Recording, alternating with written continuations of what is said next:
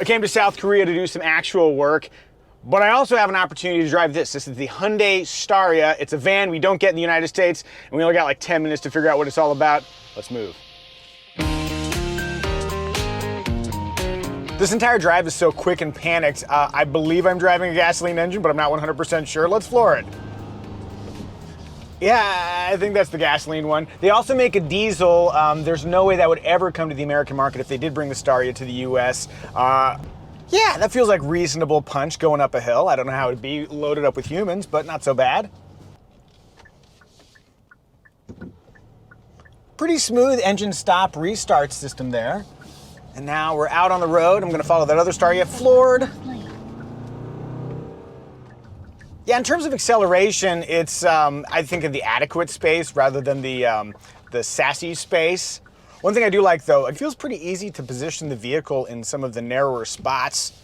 And I do feel like I'm sitting up very tall. I was a little concerned about the view forward with the high dash. Oh, there's like storage here. Turn slight right. Oh my God. Hey guys, have you ever almost been hit by a bus in Korea? I have.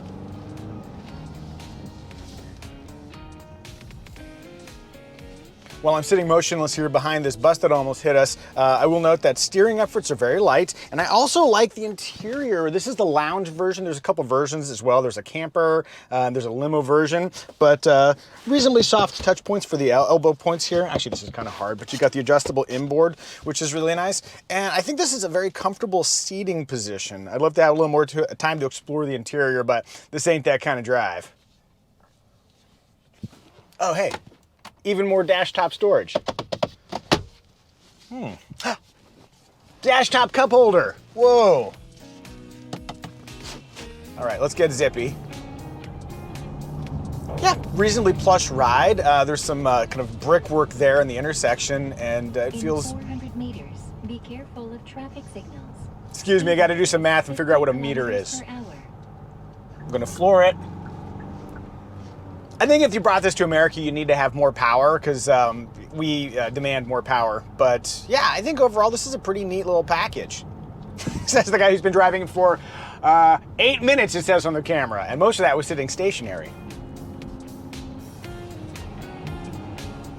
Assuming the car doesn't interrupt me yet again, we should talk about the styling. I really like the look of the Staria. It's got some of the elements that I like in the Ioniq 5, that pixelated rear light motif, and the front looks like super futuristic, kind of like what I expected vehicles to look like in the future. I think there's a really neat aesthetic here, which is cool because they've taken what is essentially a rectangle and made it interesting. Straight on this road for 5 kilometers.